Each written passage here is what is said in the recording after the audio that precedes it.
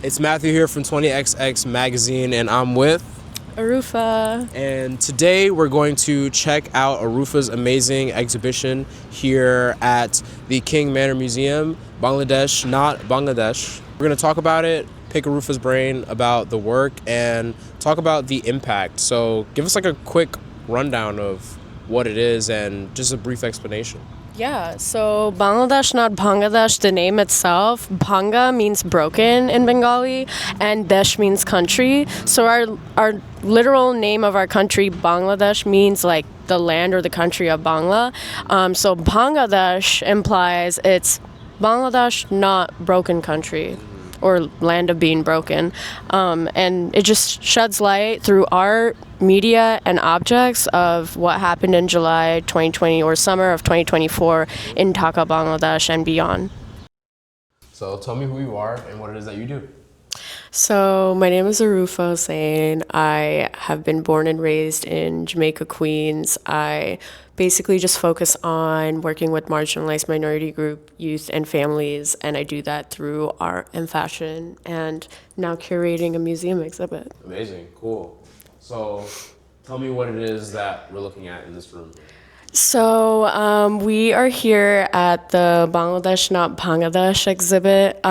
This exhibition is dedicated to the time period of the mass uprising that occurred in Bangladesh of 2024. The mass uprising was initiated due to like an unjust quota system that's been in place since basically the birth of the country. For some context on the uprising, the country itself was saying that we, as people that weren't related by blood to people that fought for the liberation, couldn't have government or civics, like civil service jobs, without like, it's just you could have the merit and the skills, but you couldn't do the job because you weren't blood connected to somebody that fought in the liberation war. So it was against that. And yeah, so this room just holds up a lot of art, media, and objects related to that. So why did you feel like this exhibition was important to do here in New York City? Well, first and foremost, New York City has a massive Bangladeshi population. When you're walking the streets, you see the subways, you see the buses, the ads tend to be in Bengali as well.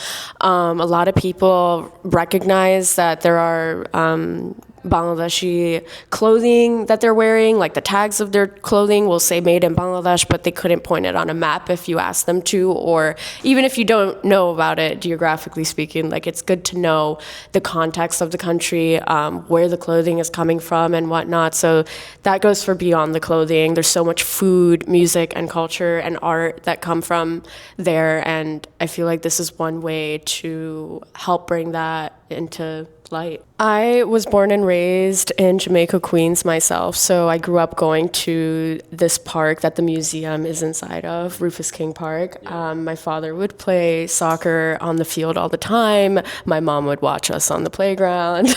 My dad had a deli on Jamaica Avenue for about a decade. And so this area, neighborhood, park, and museum is very near and dear to me and my life and my family.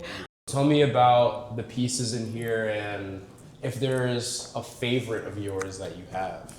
Yeah, so a lot of the pieces are pieces from artists, models, friends that I have connected with, whether it's in New York City or in Bangladesh. These two pieces in particular are by a friend of mine that I met at Arca Fashion Week that happens annually in Dhaka.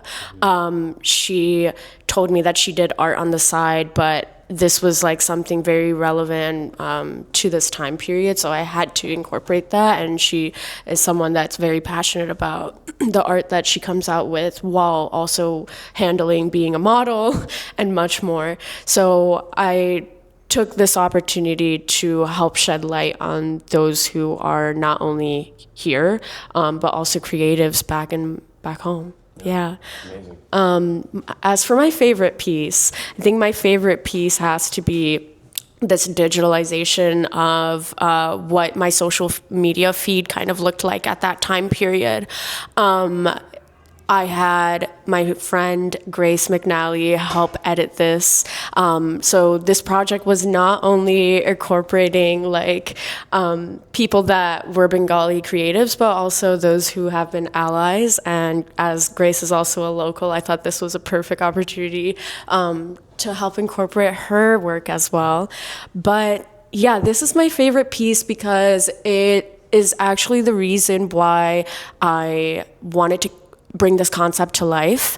I really felt like it was necessary to do this exhibition and bring it to life because I had my social media feed. Waking up to this was extremely overwhelming. I felt completely hopeless and helpless as somebody that was born and raised here, so invested in the culture and the language, and not being able to do much about the movement because I wasn't there. All I could do was really spread the word.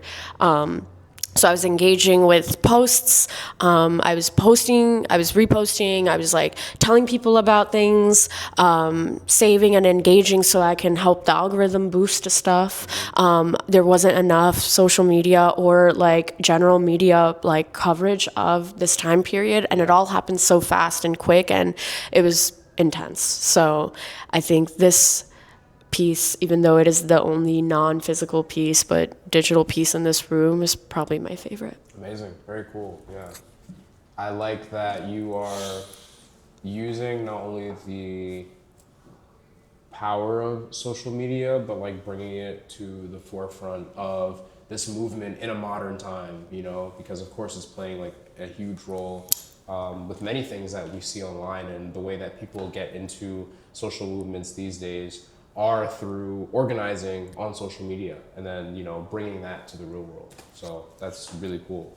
There was a point of time where there was like internet revoked countrywide, and that was government stated. We also had like shoot on site commands, military personnel involved. Everyone was very afraid. I personally didn't know if my friends and family were okay back home because I didn't have internet to talk with them. At a certain point, there were also house raids. We also had like our students and people, general public, being the ones to take care of trash and sanitation of the city, as well as traffic flow and just patrolling for hate crimes, because at this time there were also a lot of dispute between religious groups as well, because there are not only Bengali Muslims, but there are many Bengali Hindus, many Bengali Christians, and so forth. Graffiti was also a really important part of this revolution. After a whole decade, I noticed that the time period of right after the revolution, there were a lot more graffitied murals, streets, and that just spoke a lot to me because we have a lot of graffiti here in NYC. Tell me about this piece right here, and these on the wall. Yeah. So these 4 pieces over here are specifically from Shilpakala Academy's gallery space. That is a space, an institutional space in Dhaka. They, at that time, I had visited Bangladesh after like about a decade, immediately after the revolution had ended. So it was during the winter of 2025 and 2024. And these just so happened to be there for sale. I was also able to connect with the artist virtually. Debashish Chakraborty, he is located in Michigan, I believe, but his work is extremely powerful. It was going viral on social media, and I felt like it was very important to incorporate, as there's a theme, there's a consistent theme with different motifs that he portrays. And then this mannequin. So actually, this mannequin is just to show these 2 photographs over here, trying to really portray that we as Bengalis are, we make do with what we can. We needed weapons, and so we made them. We had bottles of handmade pepper spray made by women for protests against just protecting themselves against the cops over there at that time with all of the uprising days that they had to be out in the streets for action. And then this photograph on the right over here has somebody that created like a stick slingshot, again, for self-defense purposes with a basket on their head as like a helmet. So I thought it was extremely powerful to the point where I had to bring it to life through a mannequin. And King Manor Museum was generous enough to provide the mannequin, but everything else was designed by me. So the basket was literally sourced from a 99-cent store. Yes. It wasn't red. I had to spray paint it red because it was so difficult for some reason to find a red basket that looked very similar to the one in the photo. And then the lanyard with the student ID on it is also designed by me, but it's to showcase that students were doing this, that students were the ones mainly fighting in the streets and dying and being unjustly arrested and whatnot. The slingshot stick is actually from the grounds of Rufus King Park. So that worked out very beautifully. It was pretty difficult to get it to be like a more photogenic shape, but yeah. And then added like rubber bands to sort of complete that. And I actually did end up making homemade pepper spray. I just didn't use it on anyone, but this just kind of completed the look of both of the pictures. Yeah, I like it. It really brings it to life. And I think to reality, you know, I feel like for a lot of Americans, you know, we're quite disconnected from things happening in other parts of the world, especially, you know, those in the global south, of course. But I like this because it really brings the impact here and it makes it real. You know, it's just like, okay, this is in the physical 3D space now.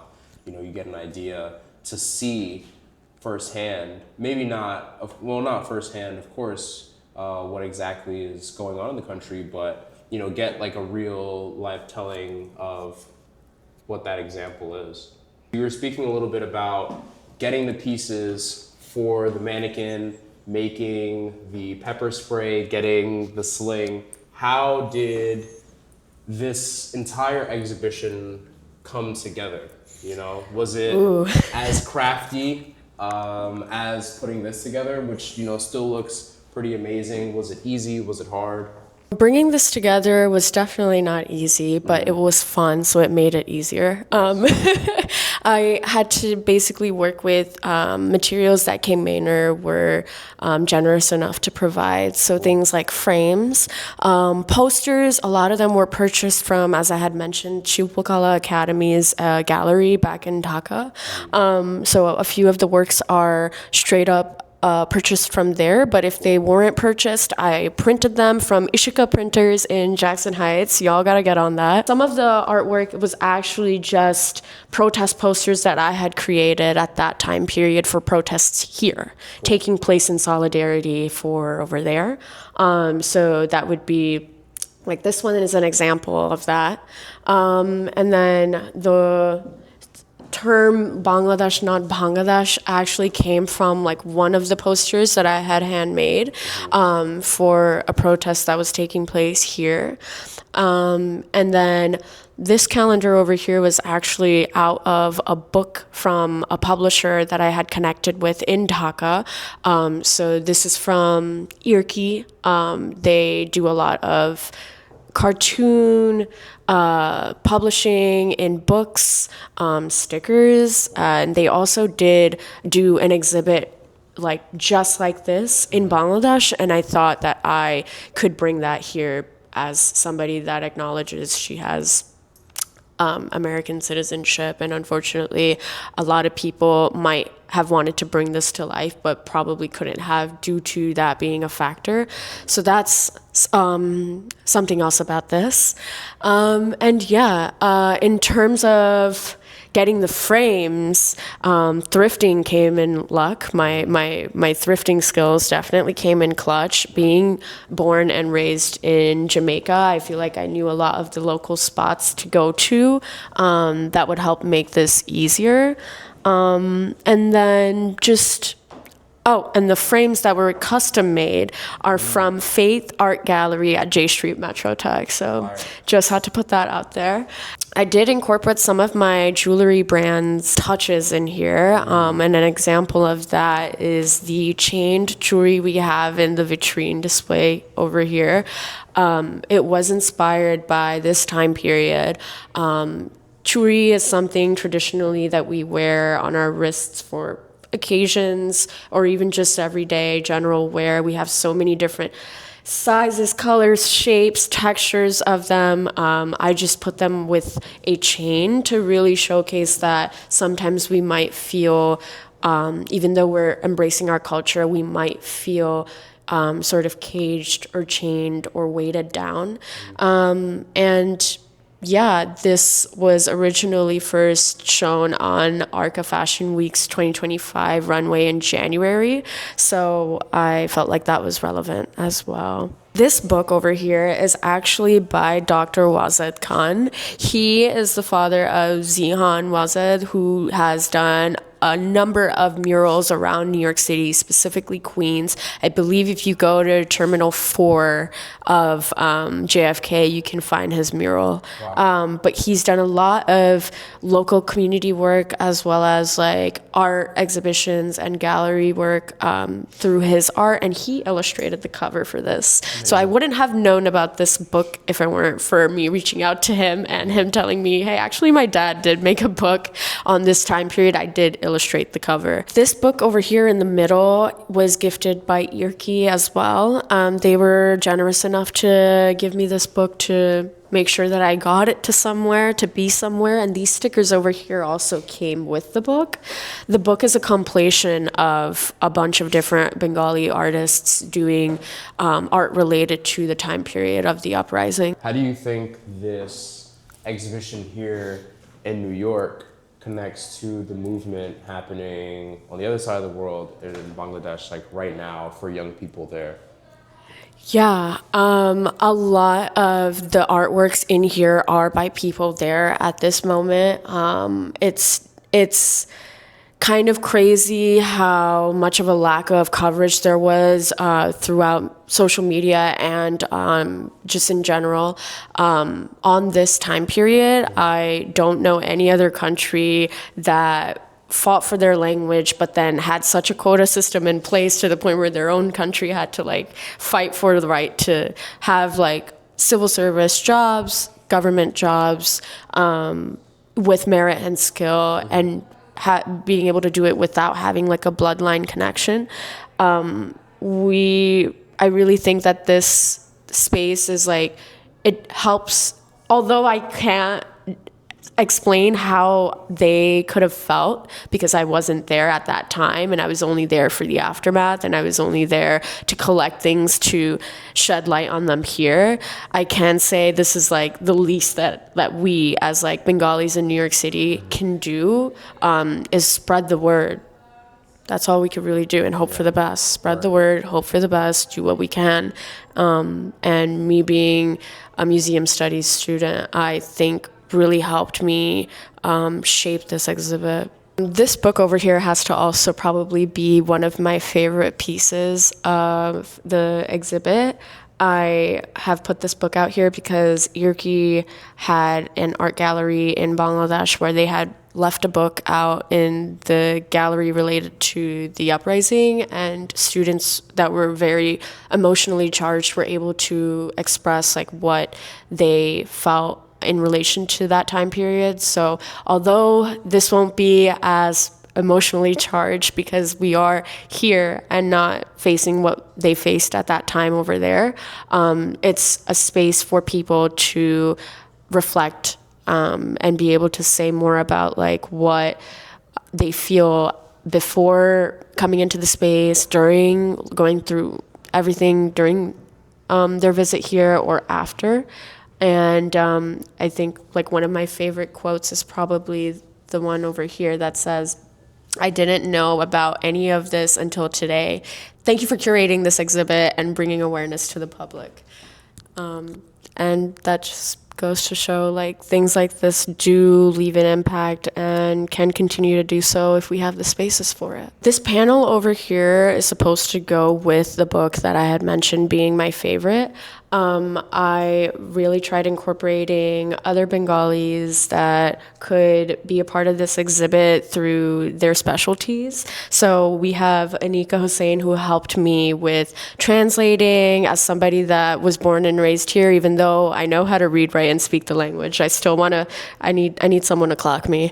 And then I also wanted to shed light and give a shout out to Sadia Bhuyan, who does a lot of digital art, and the digital art on this panel is by her as well.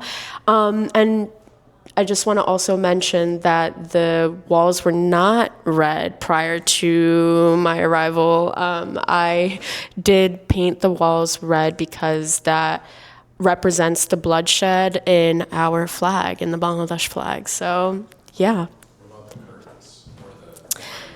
The blinds were actually the perfect shade of green to match the green in our flag. So I guess this was just meant to be. But the green represents our land. My last question for you is, if you could say one thing to all of New York City right now, what would it be? Passion and willpower go a far way. I had no idea that this exhibit would be in a space that is so near and dear to my heart and home so soon. Unfortunately, when I was proposing the concept to a bunch of different places, I was getting a lot of no's and maybes, only due to the fact that it is seen as politically charged or related to politics, and so therefore controversial. So I hope that this exhibit can move places and move people through just a humanitarian perspective.